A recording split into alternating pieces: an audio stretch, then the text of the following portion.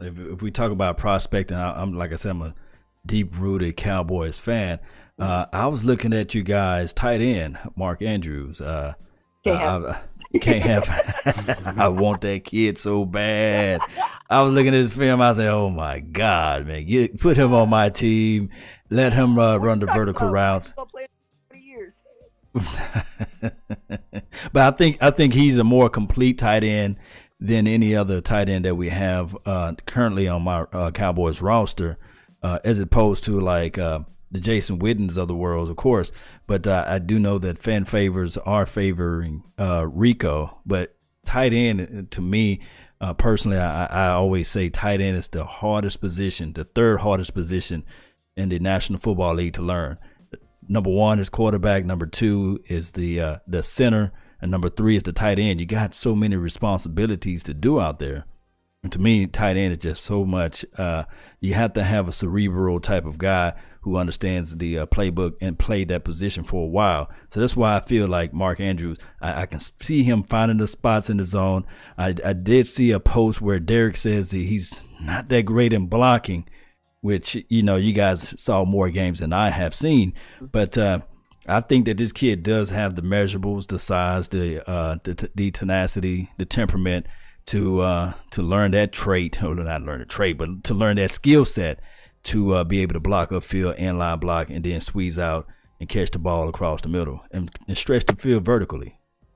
Well, and I think you're correct on all of that, but I think you're sleeping on Dimitri Flowers. Then, if you think that tight end is the third most difficult position in the NFL to play, why not just draft a guy who's used to having all those responsibilities and has, frankly, really good hands and is a better pass blocker and run blocker than Mark Andrews. Also, again, Mark Andrews is a converted wide receiver.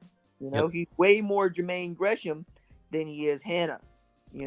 Well, Darreck said he's more of an Escobar.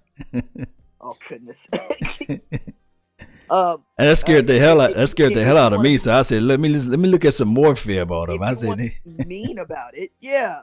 If you want to be mean about it, but I just meant in the sense of drafting a pass-catching tight end who's not as strong of a blocker and then not utilizing him properly. I didn't literally mean it's apples to apples. Oh, okay. I was like, oh, man, Escobar. I said, let me go back and look at some more film. And I was looking everywhere to see where Escobar is at. Where's Escobar at in his film? In front of this before the character assassination.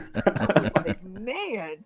No, but so if that's your concern and if that's what you think that you want, I would, maybe if he'll be there in the third round. I think, you go get Dimitri Flowers because I like Flowers a lot. He does all the things that you're asking a tight end to do over there. I would really have to look at Dimitri Flowers' film. Well, I'm saying that the price might be too high for what you want in Andrews, especially if you gonna keep Witten around. If you're gonna keep if you're willing to part with Witten in the next year, 2 years, that's one thing. That's blasphemous. Witten is office furniture. He's office furniture. He's that big brown, black, or cherry oak table that's sitting in the office that's not going to be moved. You don't have room for Andrews then. You just don't. Would you have room for Jermaine Gresham? No. Yeah, you're right. So yeah, he's speaking to me. Looking at it as a personnel standpoint. That's like the story of Dallas tight ends other than Jason Witten. Yeah. There's only one room for a pass catching tight end in that offense. Unless you want to make him a wideout again, which is intriguing, but I don't think you want to do that. He's a great prospect. I just don't think he's what you want. Changing my mind, right? just adding the knowledge of what I have of OU and OU's players. Because I always want them to do well, and I always want them to go in a good situation, and I want to know that their skill set is going to the right team.